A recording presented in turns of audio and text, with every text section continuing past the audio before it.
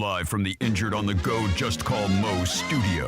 It's a blast! It's Orlando's own Tom and Dan.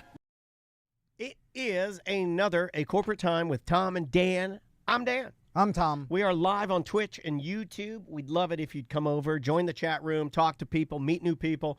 In fact, we just had a pinball meetup a couple of weeks ago for the majority of our Twitch and YouTube subscribers. And if you'd like to meet great people and have some fun, head on over to twitch.tv/TomandDanLive or youtube.com/@TomandDanLive. Speaking of subscribers, you can subscribe to become a BDM. That is our member program. Yeah. We've been doing it for over a decade, and we're about to do BDM Appreciation Week. We've been doing it so long that member programs are not popular anymore. That's how long we've been doing it, so long that we are now actively hemorrhaging members. There's too many subscriptions. Yeah, there's too many subscriptions out there, like all kinds of crazy subscriptions you can do. So why not pick up another one? But I guarantee you, they don't do a Netflix Appreciation Week where they offer you a $5 Netflix T-shirt like we do for BDMs. And nope. We're going to start the pre-sale of that on March 10th, I believe. But you have to be a BDM to be involved. Not only do you get the $5 T-shirt, we also send other gifts in the packages with that. Limited edition stickers. And you never know what. I mean, some of you might get the bone from my hip. Nobody knows what goes in there. We take stuff from the studio. And then we're doing a BDM Appreciation Party on April 19th. And that all BDMs are going to invite for them and a guest. We've got live music. We got a live show. I wonder planned. if I'll be walking with a cane. Yeah. You get to see Daniel. Sword cane. On a cane. I'm going to have a sword cane like Billy Idol. And but you because have everyone knows I'm our show's Billy Idol. You have to be a current BDM subscriber to get the invite, and that you can find all the information on tomanddan.com. Just click under subscribers or BDMs, you'll see it. Yep. And then you can get on the BDM Facebook page. All of the stuff. Yeah, it's a good spot, and we'd love to meet you, hang out with you, and get to thank you. I love being able to thank the listeners that have been listening to us for a very long time. When we struck out and went independent before anybody else was doing it, I love telling people, hey, thanks for believing in what we do. We appreciate it. Yeah, it's because of the BDMs that we can even do this job for a living. 100%. Let's do some weird jobs. All right, so writing a weird job song about, I guess, what the person does. You gave me a heads up that the person works at a nut house. She used to work at a psychiatric hospital. Right, which most normal people call loony bins. So let's go with a brand new hit song from me, Little D. Here is the new song, Loony Bin.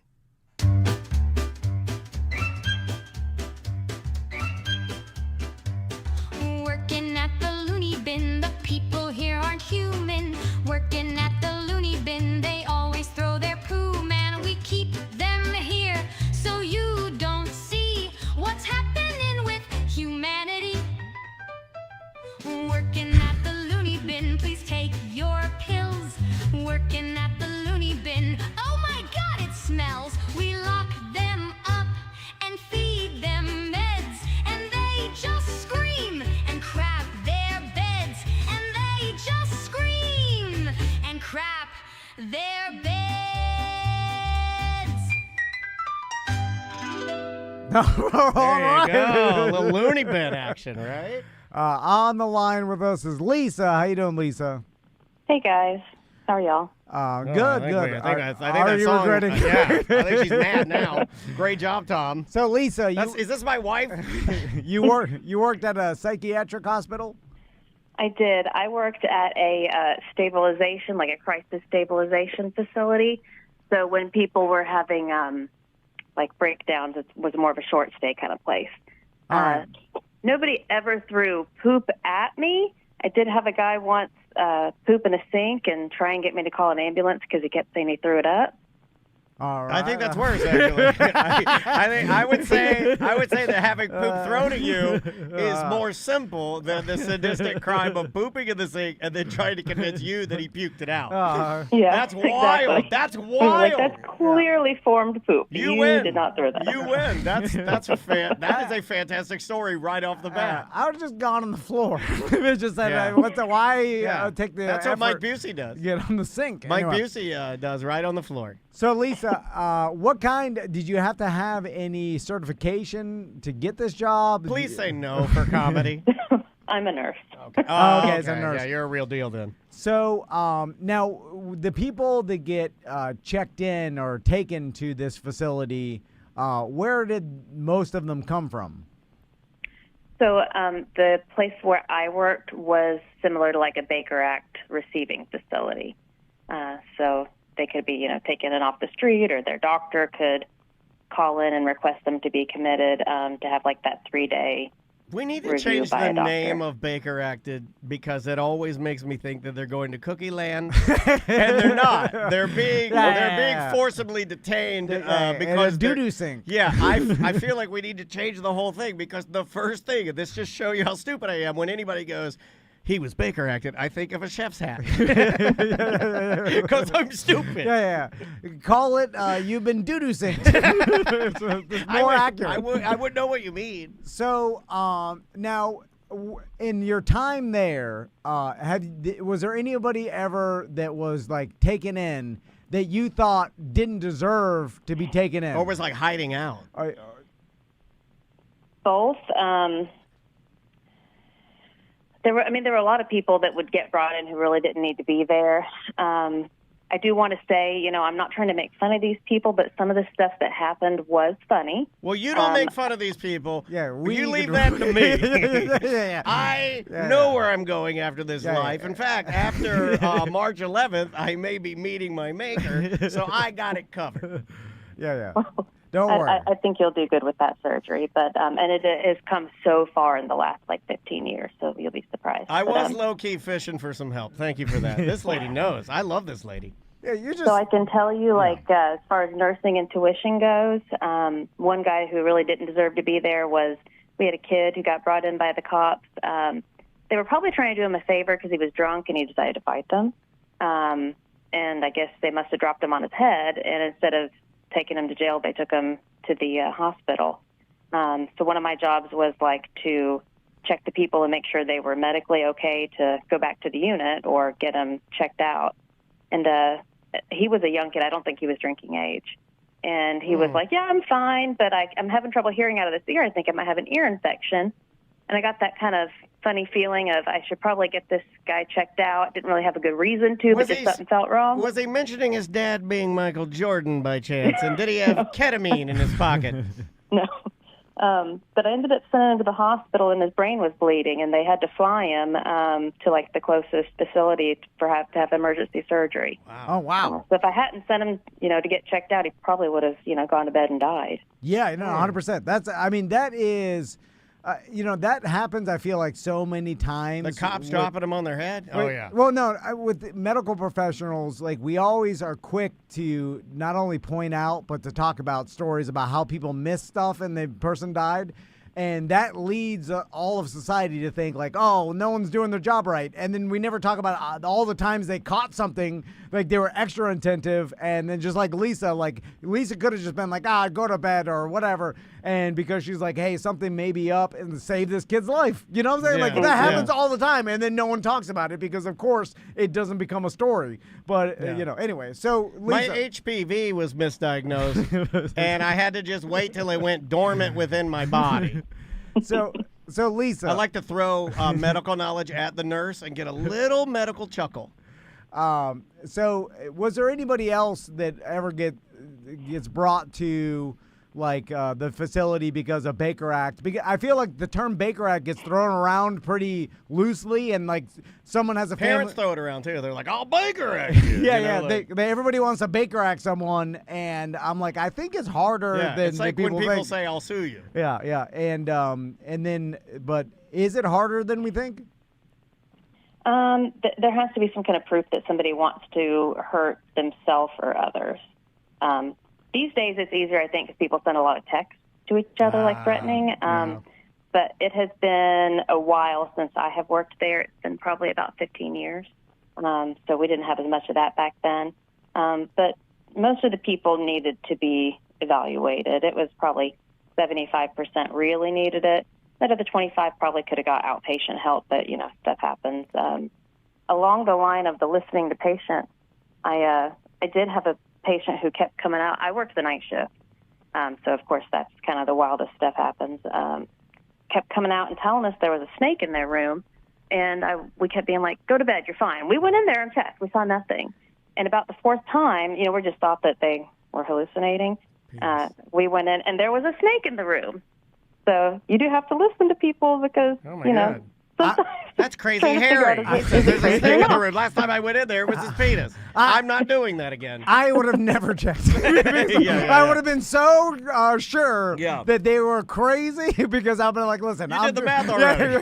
I did the math when I woke up this morning that I wasn't going to There's listen. no snakes in Crazy Harry's room. Any of the patients that tell me anything, I'm never going to believe. Yeah. And then, so the fact that you kept checking is amazing. Lisa, I've always thought, and it's always been a bit of a, if you follow the show, it's always been a bit of a dream of mine to fade into the shadows and be able to hide away from Tom and this stupid show and my dumb family and everything. And In a mental hospital. In a mental hospital. All It's right, one of my new ones. I've always had living under a bridge. That's number one, still number one. But right on its tail is hiding in the mental institution. People think I'm crazy. New name. And all I got to do is act crazy all day. Just walk around my ass hanging out in a hospital gown. Yeah. Not bad. Like Ace Ventura taught us. You put on a tutu, and it's a beautiful facility, and then you wander around what looks like a mansion. Yeah, just I'm act sure crazy. it's exactly like that. So, would it be possible for me to do that, or did you think anybody was maybe hamming it up? So nowadays, the big push is to not have people institutionalized. So we saw sort of like a rotating door of people who were chronically mentally ill, who just really couldn't be fixed, would come into the short stay facility, the crisis facility where I worked. They'd be kept for a couple months till there was a bed at the state hospital. The place where I worked really wasn't set up to have people long term. The beds, like the rooms were all shared, so you didn't have a room to yourself. Gotcha. The bathroom doors are locked, so you can't go in there and hang yourself. And so they'd come in, be there a few months, waiting for the bed at state. They'd go to state for maybe a year, maybe longer, and as long as they weren't dangerous there, eventually they would try to integrate them back in the community, and people, deserve to have that chance. But generally they'd come right back to crisis stabilization a month and be going back to the state hospital, unfortunately. Yeah, see, I wouldn't. I think I'd be clever enough to, once you guys have re-released me, that's when I'd start my new family.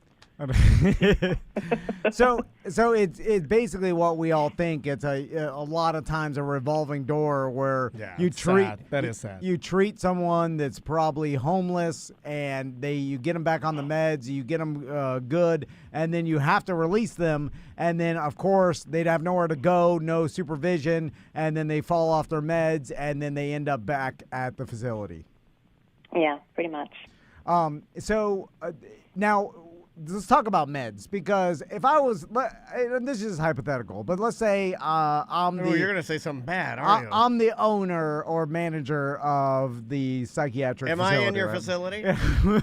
Yes, you are. Am I crazy, or am I hiding out away from my family? Oh, you're crazy. Okay, all right. And hiding. Okay, all right. You can be both. I'm both? Both Yes. things can be true. It is allowed. So I'm so worn down by the constant revolving door. Your hair's falling out. You wear an old gray suit and a brown tie. And the system. You're more like a prison warden and less like a caring president of a facility. And the insurance nightmare of it all, and the cops, they just keep bringing the crazy homeless, dropping them off in the front door. And you're having some whacked out gay affair with your assistant. And you have a young man assistant. I'm screaming, quit. Fresh law student from Stetson Law Academy. I know you have nowhere to take these people. Quit dropping off here. I've had my last resort. I can't get. So you're actually bussing up some of your guys and sending them to other states as a political stance. And every time I'm there in my office, everybody's screaming. Like I can't take it anymore. So then I just train my staff. I'm like, just give them whatever medication shuts them up. Because I need them down. Increase the dosage. I need them all lethargic, walking around here like zombies. Just like the sharks at SeaWorld. Give them all Xanax. Give them all the downers and all the barbiturates. Just like a zoo animal. Like just like Steve Irwin's snakes. Put them in the freezer. Keep them down. Anyway, so What do you think about that strategy? I guess I imagine that's all of places. Sorry, I'm just saying what I think everybody does. Is Tom a good director of the facility? I'm using myself as an example of what I imagine everybody does. So, go ahead. Yeah, I mean, the person in charge is usually not there on the front line, but you got to remember, all medication requires a doctor's order. So we didn't just have free reign to drug people up, and they consider that a form of restraint now. So back when I did it, we could do a lot of... weak now. Oh, my God. Drugs are restraint. I restrain myself every night. Every night before I go to bed, I restrain my balls off. This is dumb. What are we doing to each other? I'm electively restraining myself. No, she got the digital shackles. So I don't know how they get anybody to work at these facilities anymore because they pretty much have stopped allowing chemical restraint. Even when I was there, we didn't really do any restraining or seclusion. You're trying to talk these people down as much as you can, but pretty much every night we were waking up doctors for emergency orders. And it is not like on TV. There aren't really orderlies. It's you, a couple of the nurses, some behavioral techs. You all get trained in the non-abusive physical techniques, and you are fighting for your life in there. Oh, my God. And she said orderlies, which makes me always think of Disorderlies, which was the movie the Fat Boys did, where it was three young rappers that worked at a mental institution. I'm going to have to go back and revisit that movie. All my knowledge of mental institutions comes from the movie Terminator 2, where all the orderlies have like a police baton. Yeah, with a... Yeah, and then, but they still have like pajama or like nurse pants, which I always thought was it's hard. You're hitting someone with a baton, but you have no nurse protection pants on your thighs or your shins. Yeah. And there's no tactical gear at all. If one of those crazy people get a hold of one of your baton, he's gonna knock your shins hard. Yes, no. There's definitely no weapons allowed. I always kind of figured if it came down to it, there was a really heavy on the desk. What about like save somebody's life? What about like a spit? Do you have the spit shields you put on people's heads? Nobody ever spit at me. I did have somebody throw a cup of juice at me once. What? But really, I mean, they're people too. Yes, I can tell you, like, it was scary. I was like 22 when I started there. I was real young when I got out of nursing school, and I went there pretty soon after, and within, I think I was still on orientation.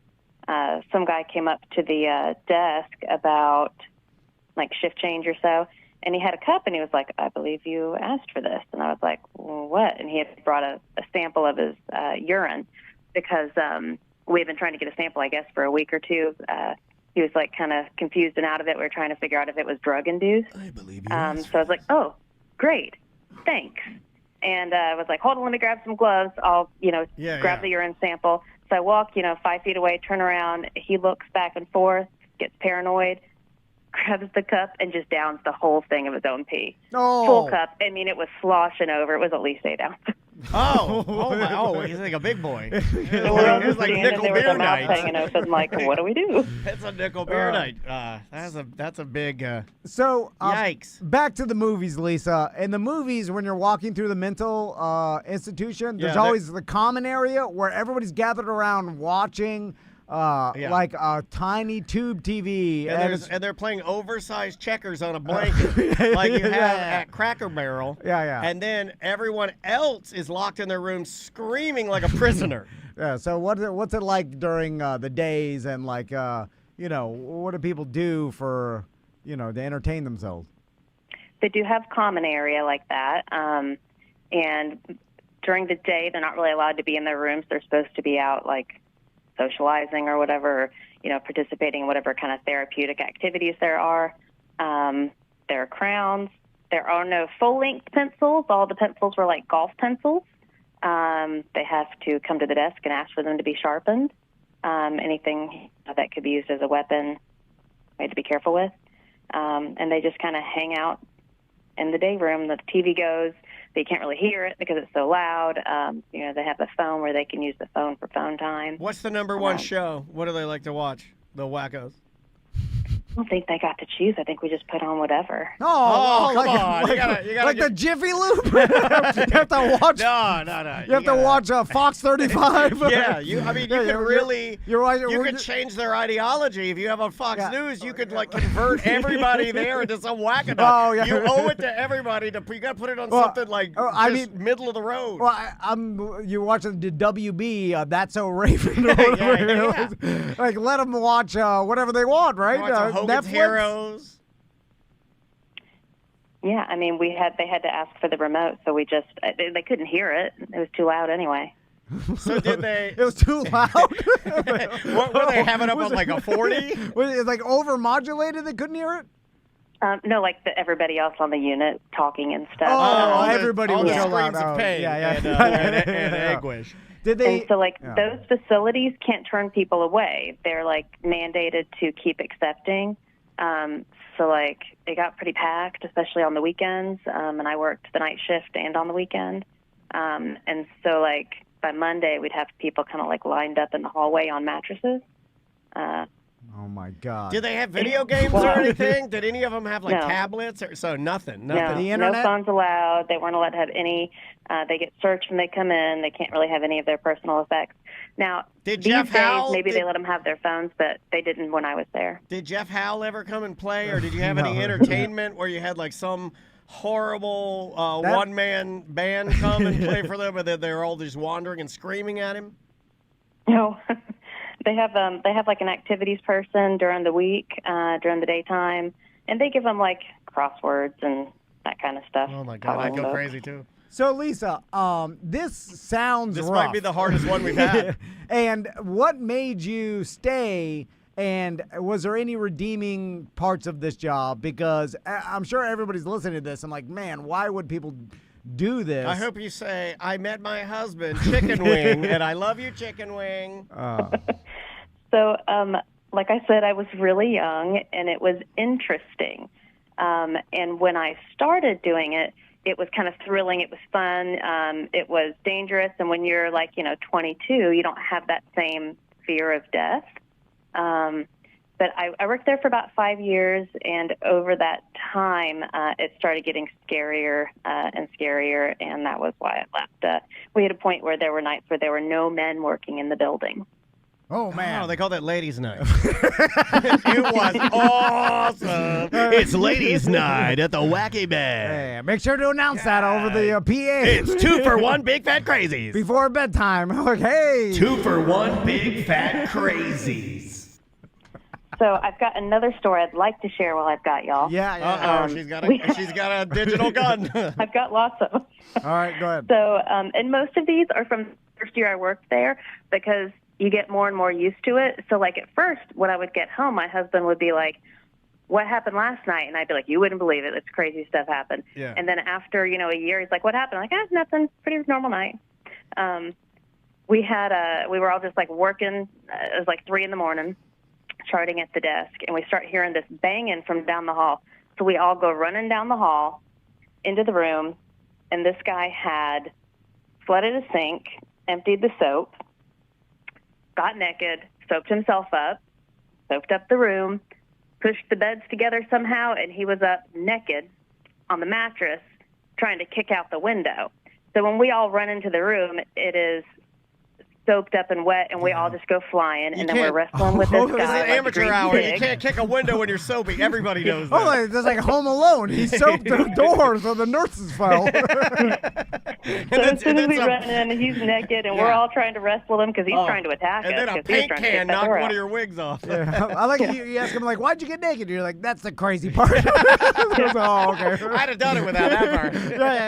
That's a planning on his part. Yeah, but you have no leverage like that, right?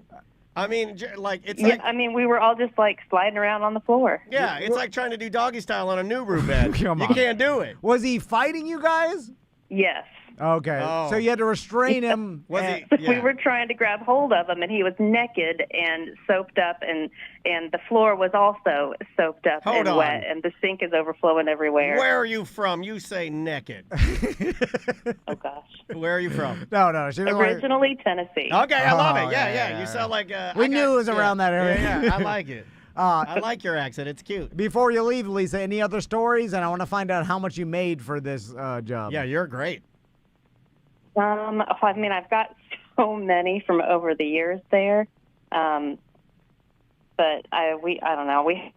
Who was the Queen of England's lost trans child. He thought George Bush had kidnapped him from the Queen of England when he was a child. You see, this has been going on for forever, y'all. You're out there believing all this garbage.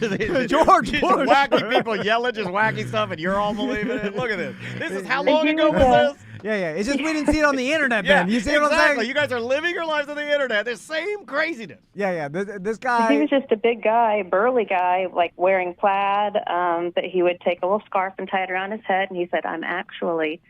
And no, I'm not saying anything wrong towards people because he wasn't truly. He was just delusional. Yeah, But he said, I'm really a woman, but George Bush kidnapped me, and I'm supposed to be the next Queen of England. Yeah, but I George believe Bush it. kidnapped me as a baby and raised me as a man. Yep, mission accomplished, he said. I got that baby. Well, what if he was telling the truth? Yeah, that would suck. That would suck. That would suck so bad. Like, you know, And then you have... George Bush. And then you have your dad. Your dad is active king right now, right? Yeah. And what are you doing? And what are you doing? Are you living authentically? Are you living as a trans woman? Or are you still having to live as a man? This is terrible. What happened to that man? Lisa. Or woman, I mean. What did you I get? can tell you delusions do not go away. It seems like there's no way to fix those. Would they learn you- to be quiet about them. Would you help me and Oh, Tom? I know that. Would you help me and Tom find and reinstate the true Queen of England? Oh, definitely, yeah. Okay, let's do it. I've had plenty of delusions. This whole show could be called Delusion. I used to talk about them a lot, and then in the past 15 years, I've kept them quiet, but it still lives inside. And then the people that I feel trust enough to tell them, I tell them. But the rest, I'm like, this guy doesn't. Any doesn't other deserve my delusion. any famous people or anybody of local notoriety in there, like Ralph Kazarian or possibly David Moss in there? Nothing that I could share. Okay. So what'd you get paid, Lisa? Back then, about $25 an hour. All right. Well, but still, I mean, we're talking Higher about than I George thought. Bush times. Yeah, So yeah, it's- certainly we yeah, are, yeah. I mean, especially now. it had to be something like Yeah, at it's like least hazard more. pay. Yeah, because nobody would do this job. I wonder what they get paid now. You think it's like, 35 an hour? I don't think we have them. Probably about 45. 45. I guess that's what who. That's kind of standard nurse pay right now. And that's like, and This see, seems like a real rough job. also I think a lot of It people think of her job and think like, oh, old folks home. No, that's not what we're talking about. That's hard too. Those people get abused by elderly people that are delusional racists yelling at everything. Yeah. Believe me, I've been in a few, with grandparents. And you're like, uh-oh, this is not the way I wanted to spend my Sunday. And you know how little sympathy I have growing up in Haiti for this old white man. You're gonna pee for yourself, old man. Oh, Well, sorry. hey, Lisa, thank you so much for doing that. Yeah, thanks, guys. If somebody in the chat room say, is it your birthday or no? No. No, somebody said, Lisa, it's your birthday. Happy birthday, Lisa. I don't know What why was that? I don't know why they said that. Anyway. I'm trying to catch up with the chat. All right, thank you, and we appreciate you participating in Weird Yeah, Job. that was a good one. Thanks, guys. You win. Thanks for listening. All right. So It's a hard one, dude. that is rough. They're really hard. Also, like we often forget, like day to day, that these people are first like. It's amazing that you would do this job, and if you truly care about the patients and try your hardest to be compassionate, And most do. Yeah. I know. The 100%. one at Andrea's You only hear about the grandparents- ones that don't, Yeah. and that's the minority by Oh, God, far. God bless the people that were taking care of Andrea's grandparents. They did such a good job, and it was such a sad situation. Oh, my Lord. Yeah, the majority of caretakers, we should cherish them more in our society because we need these people. Tip them We out. get- Do people do that? No, You got to do that. If you have a father or mother in a care facility, and Christmas time rolls around, and they have a nurse or an orderly that assists them, you should buy them something rad. Yeah. I'm talking an Xbox, big 1000, a big TV, something amazing. I'll tip the person like $48 at a good dinner with my family. Yeah. Did barely But anything. the lady wiping your grandpa's butt, you get her nothing. Yeah. No, I'm serious. I We should forgot. I'm like, change this. I should have got her a Christmas card. Oh well. We should 100% change this. We should be the guys that change this. Yeah, but I'm so tired. And I forget. All Even like when we went and visited that one listener that was in a. Remember, he was dying. Yeah, And yeah. the staff there, they were the greatest Yeah, yeah. human No, beings I know. on the like. They're special people to do that kind of stuff. All right, let's take a quick break. We'll be right back with more Corporate Time. Welcome back to a Corporate Time. So I saw a story that Dolly Parton's husband died. Yeah. And Jolly Parton. he, Why would I say that? It'd Be funny if his name was Jolly. when you told me that, I thought to myself, I don't even know what Dolly Parton's husband looks like. I can't even remember ever seeing him. And Yeah. then you told me that Carl. he specifically stayed out of the limelight Yes. for all these years. I figure when you have that woman, her talent and her beauty and all of the classic country gold riches that come with that, you could probably just have a fine life at your estate. And you never have Yeah. to go anywhere. But I think he did it right. here's why And he would go didn't. places. No, he would go places and do stuff. He would always sort of lurk in the shadows, and it's kind of cool. Did he go to the award shows? I think he with did her? occasionally. Yeah, not very often, but he did. And if he did, he always kind of asked to have his time or be private.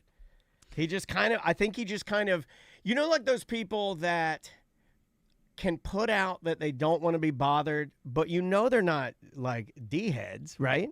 Yeah. But they just give respect off their privacy. They give off Yeah. a level of like, I want to be left alone. I think that's kind of what he did. Now, here's I don't really know that much about him. I need to like kind of deep dive into it, but he looked like a cool dude, and they married very young. I think 60 years of marriage, dude. 60. Yeah, 60 years. Okay, That's so freaking amazing. a couple opinions on this. First, here's why I think he did it wrong. Okay. Because he had the opportunity to get the best of both worlds. And I feel like he could have, in the fact that he could have remained private enough to have a normal life because he wanted his privacy, but he could have also experienced, and he may have, and I may be totally wrong, Yeah, but I see where you're experienced going. like, You're saying unless he the- did not do this. the celebrity of Dolly Parton, like the bigger events or the, I guess, the things that come along with being Dolly Parton's husband. Yeah. Like going to like private boxes at your favorite baseball team's games. I think did he he did do it. this? Okay, I don't think he did. Okay. But can I offer something in its place? All right. Okay. Yes. So because this is what I think he did. I don't think he would go. Now, I may be totally wrong. Like, please understand that Tom and I know nothing of Carl. Yeah. And we think very highly of him, but these are our ideas. Look, we're just gonna Yeah, we're gonna good. go off on a little some tangents here. All we know is that Yeah. he remained Very, very private, very private. his entire life, being Dolly Parton's husband, Yeah. and they were married 60 years, Yeah. and still And like she talked about him like Yeah, she yeah. loved him so much, which is beautiful. And he, he seemed to love her just as much. And I did read an article that she talked about, like, they never had kids, and she was like, that. I think this is the reason why I was able to succeed so much, because I just had the free time. And I A guess, certain level of sacrifice he gave her, right? yeah. And then he was, I think, a private and, like, not so, I don't know how Not to a say it. performer, I didn't but needy of a husband, so she could just, like, He's a confident dude. Yeah. yeah, like Yeah. she can go do her Yeah, work you have a little of that. and Yeah. then come back. You know? If you married Dolly Parton, Dolly would succeed. If I married Dolly Parton, Dolly would fail. Do you understand? Do She'd you be get it? constantly back, Yeah. like, oh, Where God. are you, Dolly? Dolly, help! She was like, Dolly, I have to Dolly, go hold back. on. My husband needs me. Dolly! Yeah, I'd be yelling all right. for her all the time. Okay, this is what I think he did. Yeah. I think you're right. Like, you think, oh, man, he did it wrong. He did it wrong. What if he, through a series of connections, could have the baseball team just drop by their compound? What if he didn't need to go to the private box? What if, like, I want to meet Wade Boggs? Okay, here he comes. Dolly, I love your music. I'm Wade Boggs. Hi, Carl. Let's go and go play catch in the back 40. Dude's got a mansion. Yeah. I think he may have done it like private, more sort of on the down low ways. I'm sure he dipped his toe into a little bit of the fun, right? Well, the fact that we know nothing about him probably means that he didn't want anything to do with any of that. Not his You know, personality. Yeah. But what I'm saying is, like, on paper, I feel like you should have taken advantage of being Dolly Parton's husband, and he probably didn't, just because that's the type of dude he was. Which also makes him incredibly more admirable and sexy to other women because he loved her for truly who she was and not for anything that she brought to the table other than her personality and who she was, right? Yeah. That's pretty rad. But yeah, that's the end of it, right? That marriage is dead now. With that, we are done. That was the last one. So this may be controversial, but... Ooh, I love controversial. I imagine I think we both said that wrong, too, which makes it even more... I thought you were making fun of me. No, I think that makes it even more controversial. I feel like now... You know how hard it is to actually say that wrong, and now I can't say it right.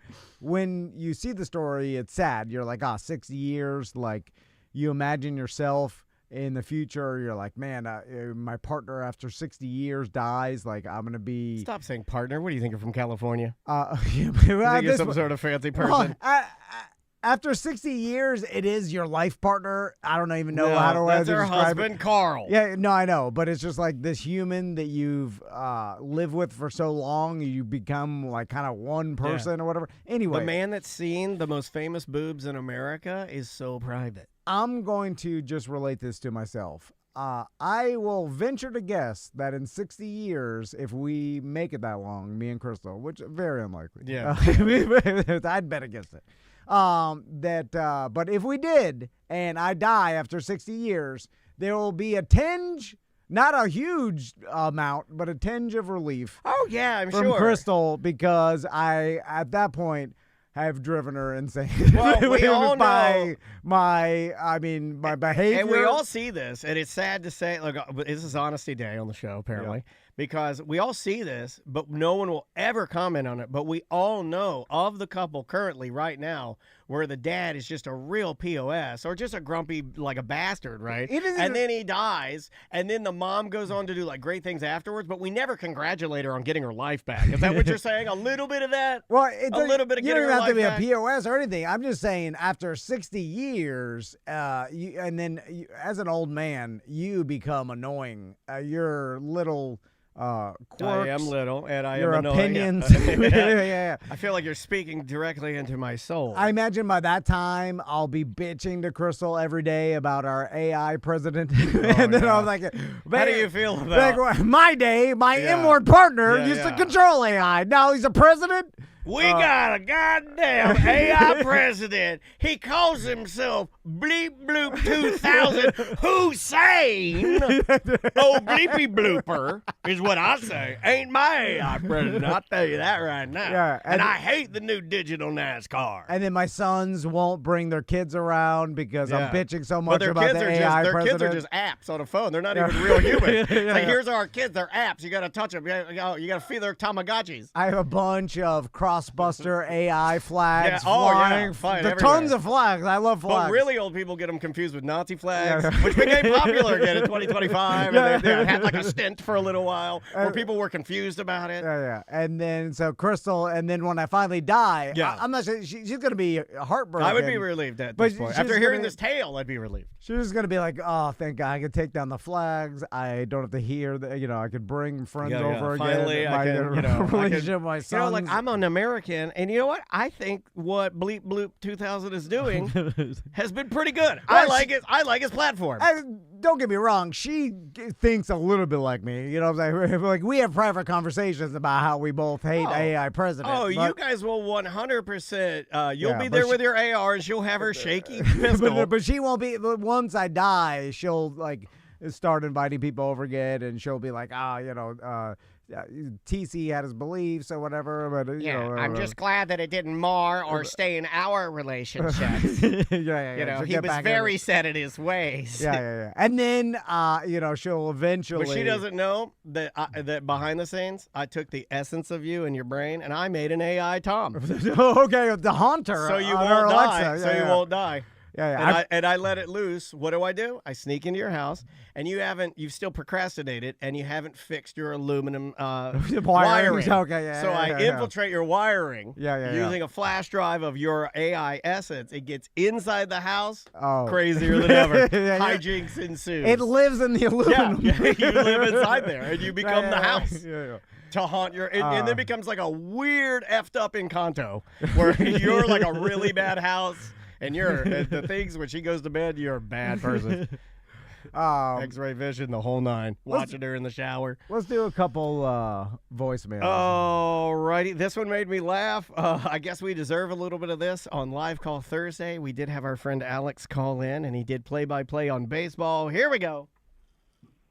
Hey, I like to do my impression of watching baseball. So here we go. We got a pitcher, throws the ball, and then a strike. Oh. And then you got a pitcher, throws the ball, he hits the ball, no, down the right. Oh, just foul ball. And then here goes a 3-2 pitch. Oh, he hits the ball and a pop fly. He goes, oh, he caught the ball. No, okay, never mind. No, it's fun. Baseball sucks. I did like the awe every time. I enjoyed that. It made me laugh. That's not what it's. He did a really good job. Did a You're really doing good job. A bad job, sir. But I did enjoy you mocking a little bit. I enjoyed that. Yes, sir. You have to reframe your mind. Okay. Oh my God! In vogue. Free your mind. Not free. And Reframe. the will follow. Because be colorblind. Don't be so shallow. It's for a while I didn't understand fishing, right? I understand, like, I used to go out on a boat and this is the offshore oldest fishing. start to a conversation you've ever. For a while I never understood fishing. Welcome to Tuesdays with Maury. So, and I'll explain. Yeah. Is like I knew I couldn't stop you. Too powerful. What else am I gonna do? Too powerful. So I used to go fishing with my dad out on his boat offshore, and then I understood the why people. We like have a problem. You and I both have a whistle whistle. tooth. Yeah, we both have it.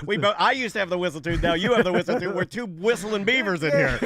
We can't be the whistling beaver podcast. Dude. I knew when it came out. I have it too. I knew. I have a I whistle was like, too. this MFer's not going to be able to just ignore it. He's The going to bring it world is up. too serious. You're sitting there telling me about fishing, and then whistle when the beaver comes walking up.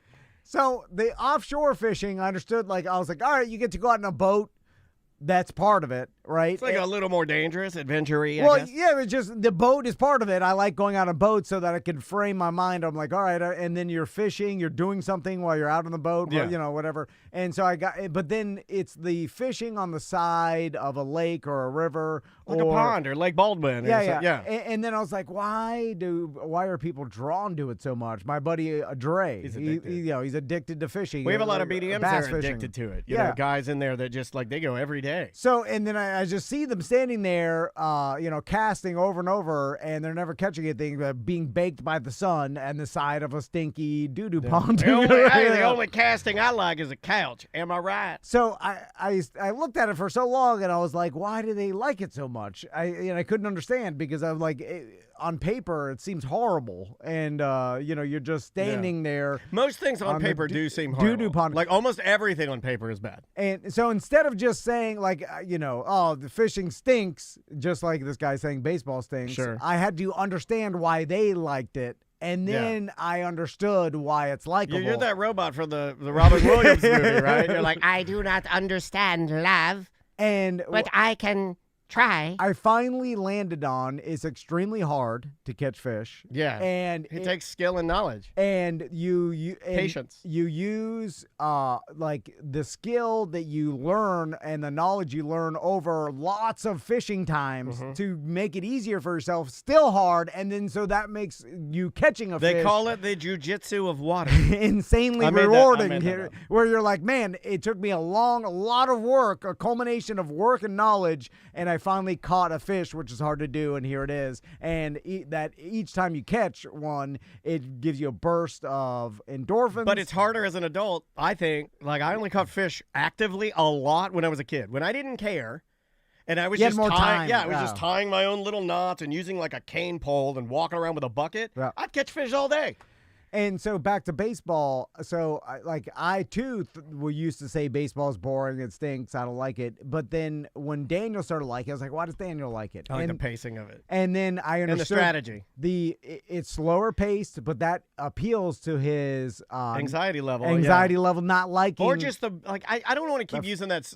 Maybe it's not even just baseline anxiety. It's just how I'm wired. It's just the what I like, the vibe I like, the frequency that I enjoy. Yeah. Yeah. and I like the strategy of baseball. It's a little more chess-like. Like, we don't have any catchers in Atlanta right now. What are we going to do for the rest of the season? That's wild. And that's where the enjoyment of baseball comes, is starting to learn the tiny idiosyncrasies of like what the pitcher's doing. What's funny is the lineup is. You'd be an excellent.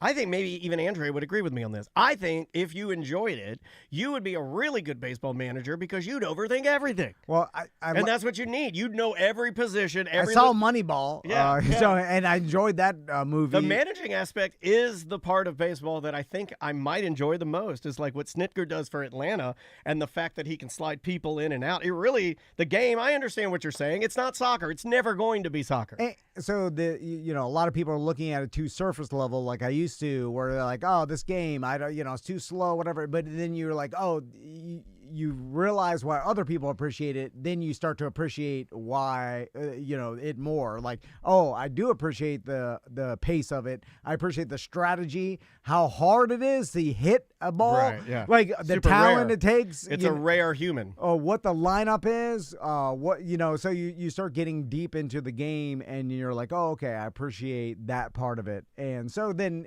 you can't say one thing sucks. That's too broad. Yeah. You have to maybe not for you ultimately, no matter what, but I do like learning why other people appreciate stuff and then appreciating that aspect of it. Yeah, it's kind of like jiu-jitsu. I made a joke about that, but I don't do any of that. Like, I don't do martial arts, but I do see friends of mine, a lot of friends of mine, a lot of BDMs, people that we know that do a lot of jiu-jitsu, and I value it because I'm like, wow, I like how slow it is. I like that it's very much like stand-up comedy where you have to do it for forever to get good at it. Yeah. I think that's neat. And then you're always practicing it. You're never conquering it. You're always trying to get better at it. The more, that's cool. The more you learn, the more you realize you don't know. You get a lot of compliments in the chat room. Don't want to pump your ego, but a lot of people are seeing Tom's growth. No, yeah. Well, they think that you are. You are. That's true. Like, look, it is a weird thing to say on the show, but yeah. I'm faking it. Yeah, when we get off the air, he's gonna be like, what do you think of that? I'm joking. Pulled the wool over their eyes. No. You just, I do like looking at things that way because, of course, like it's another thing that people do. I like looking at any decision the person makes, and if it's not the decision that I personally would make, then I decide to hate that person. For eternity. Well, not true, but I think a lot of people do that, right? A lot of people get real mad about stuff. All right, well, let's talk about this growth because... Ooh, put your shirt back on. I took my pants off. Oh, my God, man. Good Lord. Oh, it does go all the way down. Good Lord, that thing is long. What is that? That's not your penis. There's another thing that I do and then I see a lot of people do. Just like you guys are trying to bring back parachute pants, and it's just not going to work. Just like sports or saying something sucks, generally is oftentimes I'll look at something or someone and label them an idiot, and that is wrong too. I do that a lot. That's wrong because you're like, this person's an idiot, and that's a very broad brush to stroke. To someone, and it's a simple way for me to not think about it and just be like, I've shut it off. I've discounted everything they do, and then it's like that's wrong because if I really am truthful to myself and look at the person I labeled an idiot real quick and just dismissed, I'm like, this person's not that much of an idiot. Let's look at. I'm not that bad. Let's break it down. Okay, why do I think this way? He obviously can't be an idiot to. Do whatever he is. Does he like me? Whatever they've accomplished or done, there's got to be something here, and then it's like you start breaking it down more, and then you have to be honest with yourself of why you think. Is that just emotional? Yeah, the whole chat room doesn't believe that this is actually you. I'm getting a lot of holy ass. Who's that sitting across from you today, Dan? No. Yeah, see, look at this guy. Flipping you 2 steps ahead. He's 2 steps ahead of you. Just when you think you got him nailed down. I'm just like you, Tom. No, you're not. Yeah. Social chameleon, Tom Van. Everybody thinks like this. If you really are honest, but that's the thing. Like, we're never honest on this show. it's too hard to look at everything and be honest about everything, because they just like, you can't, if you're just like, well, I don't like this, and then you start really deep diving it. Yeah. Do you really? No. And we have gotten lax with our complaints, right? A complaint used to be something you actually needed to get out, right? Yeah. Now I think we just kind of do it at a repetition. That was I don't do a lot of these, the New Year's resolutions. But that was mine for 2025, and I didn't talk about it on the show. But I've been doing a good job, especially with Andrea and Maisie. I just don't complain. Get my dinner wrong, don't complain. They forgot my hamburger, that's fine. I really have been doing it, and it is better. It's just a better way to not waste energy. Do I still get mad inside? Absolutely. And it's really hard to do it because I'm not wired that way. But it is better. It is better to just be like, the other night I was eating my food and we were out to dinner and it was terrible food. And I was like, this is not good. She's like, do you want to send it back? I'm like, no, it's fine. It's fine. No big deal. Well, you still put it out there. It's not good. You have to keep it all inside. Okay, and push it all the way down, right? Okay. All inside. Good, Never good. say nothing. Okay. But then you get to the point where you have no opinion on anything because you just talk yourself out of every opinion you have. Yes. And then it's like, well, that's not fun. That's not funny. Yeah. That's not real either because everybody has opinions. And it's okay to have differing opinions. Somewhere along the line, we got to a point where that wasn't okay, but I think hopefully the pendulum will swing backwards. Do you want to do one more? Keep going, or you want to take a break? Let's do one more. Okay. Let's go with this one right here. Hey guys, I'm sure you picked an awesome shirt like you do every year for BDM Appreciation Week. Awesome design and whatnot. But I was thinking a really cool design, especially since it's the day before Dan goes in for his surgery. It should be a blue handicap shirt, like with the handicap placard, the symbol, but the guy that's in the wheelchair has tattooed arms and a full beard, wizard beard, and a hat backwards. I think that would be awesome. Well, you can make him like little, right? You can make like a little tiny guy in a hold on, in a wheelchair. So your idea is a shirt with Daniel in a wheelchair? Yeah. I think we need that on the streets. That's gonna help my career. Well, that'll help my career, right? It's like, hey, this guy's handicapped. I think the people want it. Before you assassinate his idea, let's dissect it a little bit. I think it's pretty funny. So he wants the shirt to be blue. We were going to try and do a blue shirt. We could do a little bit more of like a royal blue. And then you have me, but you make me small and in a wheelchair. Yeah. And then you only have one arm out because it's a side profile. So the one arm that's out has tattoos on it and a beard. It's also insulting to people, right? People that are handicapped in some way. I don't know what it. You know what? Everything You're is not insulting. handicapped. Everything is. I am sort of. Right now, I am. Right now, I am absolutely handicapped. Well, I mean, I would argue that with a real handicapped person. You've got hip pain, but I can barely walk. Yeah. Well, I mean, you could, walk. I mean, not well. Yeah. I can't walk without a limp. Yeah. Well, a lot of people have little limps and things. I got a drop foot.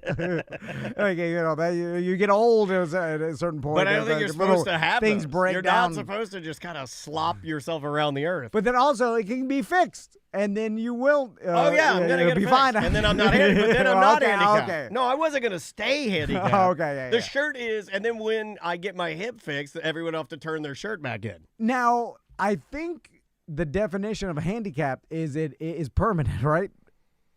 I don't think there's temporarily handicapped. I don't know. I mean, right? I don't know. You don't say former Marine. I know that. Once a Marine, always a Marine. I know that. So applying that logic. Yeah. But if you have something and you get surgery, like there's people that have had their legs broken, they cannot walk. But then they heal, and then they can sprint. You know what I'm saying? Yes. So what about Pistorius killed his girlfriend? What about old Blade Legs? No, he's handicapped. He never grows legs back. Yeah, but he's in way better health than I am. That is true. So I'm handicapped. Dude, this is not right. Me compared to Blade Legs, I am handicapped. I will argue that with anybody. If you took that to trial. He's way stronger and faster. If you took that to trial, you'll lose. He could also take off one of his blades and beat me to death with it. I've thought about that before. I think even without the blades, he could run faster. He could. He could. I think he can Especially nub if run. you put like buckets on his feet. If you put 2 sand buckets on his nubs and we were on the Daytona Beach, he can run like Mr. Krabs faster than me. Yeah. No, he definitely He'd could. rip past me. Yeah. He'd rip past me. Yeah. And I bet on that. then he beat me to death with one of his blades. So I've always thought about that. You can't make the argument that How he's more weird capable than you are. How weird is that of a thing to think about? Like, I've always thought about that guy. Whenever we think about, is his name Pistorius? Pistorius? Pistorius, yeah. Whenever we come up with... Is he out of jail already? I don't know, but whenever we talk about him, I always think about him like at a Buffalo Wild Wings just sitting there eating a sandwich. And somebody's like, hey, you're that guy that did the bad, and then he gets in a fight, takes off one of his blades, and just starts beating people to death with it. I don't know. I have no idea. I'm just sharing with you, man. I'm just sharing with you. All right, let's take a break, and then we'll see you tomorrow. Yep. Welcome back to A Corporate Time from the Orange County Regional History Center. We've got Kallie and Scotty here to talk about this Friday's Lunch and Learn. Yeah, man. All about Circus World. Circus World Showcase. Yeah. Yeah. They pared the name down after I've been reading a lot about Circus World this morning. Researching. It's always dangerous when Dan does some research. I like it when you guys come in and you bring me the history of Central Florida and surrounding areas. I really dig it. Yeah. That's our thing. So how you doing, Kallie? I'm doing great. I'm excited to be here. Very good to see you. Thanks for coming in and being historically silly with us for a little bit. So that's my favorite thing. Again, the Lunch and Learn on Friday is free for members. Yep. If you're not a member, it's only $5. Members will get lunch for only $12 if they want that. There you go. Non-members, $17. But you can go and participate and learn about Circus World. But let's talk about Circus World a little bit because I've always heard about it. My dad never loves went Circus there. World. My dad loves Circus World. It closed in 1986, correct? Yeah. That's correct. So how did it start, Kallie? Yeah. So the Ringling Circus, are you familiar with the Yeah, Barnum and Bailey and Ringling Brothers I mean, Circus? some would say that he's the closest that Orlando radio ever came to having a clown. Yeah, I played circus music for damn near, how long? 15 years? 15 years. Yeah. Behind a bit every single day. Yeah, 100%. It was horrible, Kallie. Yeah, it was when you were still in middle school, maybe. Maybe maybe not born. No. How dare you? I look pretty young for my I'm age. Put her back up so everybody can celebrate her. There she is. That's your hero right there. She's getting him. Oh, I'm so sorry. You just got historically slapped, bitch. So back to Circus World. So how did it start? Right. So the Ringling Brothers and Barnum and Bailey Circus at this point had been sold to Feld Entertainment. Okay. And so they had this idea. Mr. Feld came to the folks who were in the tour of the circus and said, we want to make a new home for the circus. We want to, people aren't really coming to the circus. There's no place for them to come in each town anymore. You can't ride the train in and set up. Yeah. So they wanted to kind of create a central place that they could do their show and also move the clown college. That did not end up happening. So this was kind of their central location because the circus coming to town was kind of dying. Yeah, and after World War II, it was incredibly, the decline of it was weird. I'm sure there's many, many reasons for that. And indoor stuff was becoming a lot more popular and freestanding buildings and urban sprawl and all this kind of stuff I was reading about. And people are branching out into other things that they wanted to do inside. So a permanent, off-season area for the circus sounded like a pretty cool or a pretty good, a decent investment, because there was still, I would almost look at circus as almost like radio. It was a dying thing, but it wasn't dead. And there was still a lot of it and a lot of performers. And because of Disney and the theme parks, they were like, Bingo. perfect area for a permanent circus. Yes, but that was kind of their detriment in the end, I think, was being so close to Disney, but also somehow not being close enough because they were in Haines City. It was just slightly too far away from Disney, and that's kind of what got it in the end. it's kind of like Lake Mary for me, right? It's there's a lot of great stuff in Lake Mary, but it's just a little too far for me to want to go out there, you know? Haines City got the short end of the stick on naming-wise because it's just like Plant City. It is. But when you say Haines City, you're like, Haines like the underwear? Like the underwear. I might even like it better. I might be more of a Haines City guy. Plant City, I'm not a Plant City guy. Yeah, but you think you're like, I want to go to Plant City. Haines Underwear City. I don't know. And it turns out you're right with both. Yeah, and don't even get me started on Yeehaw Junction. Yeah, it's not a cowboy town like you think. What the hell is happening around here? It's just South St. Cloud. You know, one of the things that I read about Circus World that I thought was super interesting. Now, tell me what you guys think about this. Okay. Circus World is, in its, they're, because, we haven't gotten there yet, and I'm sure you will, like Mattel, the actual toy company, the Felds sold to Mattel, correct? Mm-hmm. And at that time, you had, like, Mattel was like, yo, we're going to pump money into this kind of thing and make it big. And Disney at the time got sort of scared because they didn't know all the schematics looked grandiose and crazy, right? We never got there, but it was pushing Disney. You see what I'm saying? Yeah. There is an about argument. competition. There is an argument at play here. Very, very simple. I'll boil down the argument, but it's very detailed. But they say that no Circus World, no Pirates of the Caribbean, because Circus World was the dollar amount at the time. I want to say it was like 14 million or something, which was very big at the time.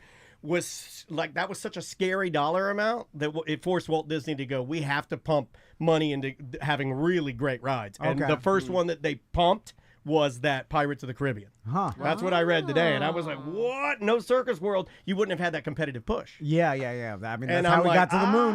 Yeah. Seriously, that exact example I was thinking. I was like, that is very, very interesting. Yeah. So now what? Put that in your lunch and you learn. Yeah, I didn't have that I love in my these. notes. I think this is the coolest thing you guys do. The fact that you can just go and eat lunch and then have somebody tell you a story about the area you live in that you don't know. Yeah. So what kind of rides were they? Was it just literally like every day they just put on a circus show? So there was a lot, and it grew and grew and grew, and maybe it grew too big where they couldn't quite afford it anymore. But they did have a big top that had a circus show in it. They did parades like Disney does now, with clowns and things. The coolest things, though, were when you got to be a part of the circus yourself. So kids could learn how to walk a tightrope. I don't know what the insurance issue thing was there. That sounds like it would be expensive to let kids walk a tightrope. Well, it was the late 70s, early 80s. Yeah. Maybe there weren't any requirements. There were no safety requirements. In the 90s, I did it in the Caribbean. You can do anything in the Caribbean. Kelly, I remember I walked a tightrope in the Caribbean. when helmets became a thing. I was already not a kid. I was an adult. Poor baby. How old are you? I was an adult. Like when I was a kid, no one wore helmets. That was absurd. Like no one wore a bike helmet or any helmet. My mom couldn't vote. No, I'm kidding. I'm joking. I'm joking. Anyway, that's not true. So, and they also had like a roller coaster, right? They had a couple Bunch. roller They had a coasters. bunch of roller They had a coasters. bunch of really nice roller coasters, actually. The ones that went on, and these roller coasters are so sort of heralded that they got. moved to other places. Yeah, I think there's one currently running right now in Mexico. I wouldn't ride it, but because it was from like 1974. I think they put it in, and it's been refurbished, and it went to most of them bounced between here and Europe, but then this one did end up, and it's running right now in Mexico, and it's like I want to say that the ride is 60-some years. It's a 60-some-year-old roller coaster, metal roller coaster, which sounds crazy to me. So now. The Circus World, like we said, it closed down in 1986. But that to me seems like still pretty early. You know, I'm thinking 86. Like the circus was still, I think, popular until the early 90s. But I guess it had gotten to a point where they couldn't operate anymore. Yeah, so part of it, like I said, was it was just a little bit too far from Disney, even though they thought it was close enough. Another thing was. I spoke with some of the people who used to work there. This sounds really weird to say, but I have some connections in the circus community. One, because I'm a clown, and two, because I used to work at the Ringling Museum in Sarasota. Oh, no way! Yeah, so Very cool. that's where this background and interest comes from. I was like, well, I have all this circus knowledge and nothing to do with it now. Yeah. Are you a trained clown? No. Oh, all right. I just mean that I act a No, fool. she was messing around when she said that. I'm sorry. We do jokes on this show. You're a use one of them humor dancers. Yeah, that No, was. when you said that, My God, where's your nose? Inside our bathroom. Sorry. But I do have friends who were trained Ringling clowns Okay. because of living in Sarasota. But now I forgot what your question was. Oh, that's what we do. That's what we do to people. Yeah, we bring them in sidetrack here, here. we suck the knowledge out of their minds so they can't perform anymore. Oh, why? Yes. Mm. Costs, things. Yes, Okay. they were too far away. one of the people said that there was, at the time, something that I can't remember exactly that was going on was making like gas prices higher. So if people were going to come, probably Biden. That's a joke. That's just a joke. There's a bit like I did this. They were like, what was the sticker I saw? Yeah. There's in the early '80s. What like the gas rationing and yeah. That late '70s. That was an oil embargo deal. That's right? what it was. Yeah. Yes. Yep. So that was causing problems, and then also it's just expensive to pay that many live performers all the time, constantly. Yeah. And they weren't getting as many visitors, so. One of the other things I heard of, I love it when places like plan on doing like amazing things, and then those amazing things never get off the ground. Do you talk about the hotel that they were going to do? The Elephant Hotel. Were they really? The Elephant Hotel is the coolest thing in the world. What is that? So it was going to be a hotel that looks like an elephant. 19-story elephant, dude. Yeah, it's like shaped like an elephant. Like a big, like like you would see like in India with like jewels all over it and the beautiful ornate painting and the flowers, and then they're gonna have this elephant and then they're gonna have different jewels in it and all of its legs were gonna have high-speed elevators inside their legs. That didn't happen. No, yeah, I figured. And your accent saying that makes it so much better. Where are you from now? I'm from Georgia. Yeah! I'm surrounded by Southerners today. I love it. It comes out more when I do these kinds Lord of things. Lord of mercy, that never happened. We never got that. Happened. We never got that Elephant Hotel out of Cleo. Is there any other facts about Circus World that most people don't know that you found? Well, I don't want to give it all away. Nah, to come to the lunch and learn. I want to. Or just give us one. I'll give you one more. I'll give you one more. Okay, I know, let's hear and you it. can tell me if it's right or not. Okay. So Flying Tiger was a wooden roller coaster that they had there, yeah. and Michael Jackson loved it. That is true. Oh, He really? fell in love with it. Every time he'd come to Orlando, he'd ride that Flying Tiger. And here's the part I was going to add that maybe you guys don't even know. I believe, could be wrong, we have listeners that can back me up on this. Okay. I believe our very good friend, God bless him, Bubba Whoop-Ass Wilson, rode that roller coaster with Michael Jackson. I swear on my life. He used to tell that story about meeting him when he came and he wanted to see Showbiz Pizza and where they recorded all of the different animatronics and stuff. I think Bubba might have been with him on that roller coaster. I'm pretty sure he did because he spent the whole day with him. And they were going all around Orlando. So then it became Boardwalk and Baseball. Yes. They just changed the name of all the rides. Did Michael Jackson still like it, or he only liked the clowns? That's a great... At that time, he was getting some legal trouble. So he had bigger... He was worried about his birthmark at that time. Right. Yeah.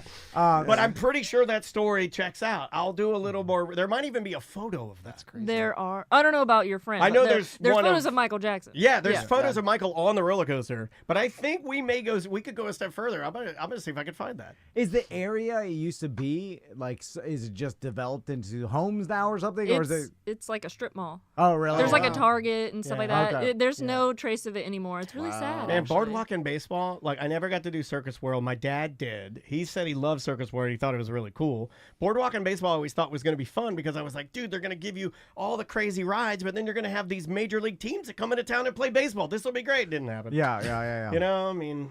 Again, just a random fact. My dad worked for, whoever it was, maybe Anheuser-Busch that owned SeaWorld at the time, and they owned Boardwalk and Baseball. Mm-hmm. And he was there when they were closing it down, so he wound up with all this stuff. So like on his front porch, he has lanterns from Boardwalk and Baseball. I'm sure there are still probably 100 Boardwalk and Baseball ornaments in his garage. And those, things, speakers that you put into gardens and things like that. No, the ones that look like rocks. Yeah. He's never used them. He has but the he Boardwalk has and Baseball rock speakers? Yeah, they were just like... That's going to make the tropical paradise. You need to bid on those. When I used to thumb through magazines, when I used to fly, Callie, that's all they had is magazines. Yeah. I used to look at the rock speakers in the catalogs and think to myself, when I'm an adult, I'll get a rock speaker. When I'm rich, I'll trick people. You won't know. When I'm an adult, no one will know where my sounds are coming from. You'll see. I thought it was the height of fancy. And if you I'll hide everything. My TV TV's going to be a picture frame. My rock is going to be a speaker. My computer, not wrong again, that's a TV. One day we'll have to be rich. I'll have little speakers that look like rocks that play music. And I was like, why would...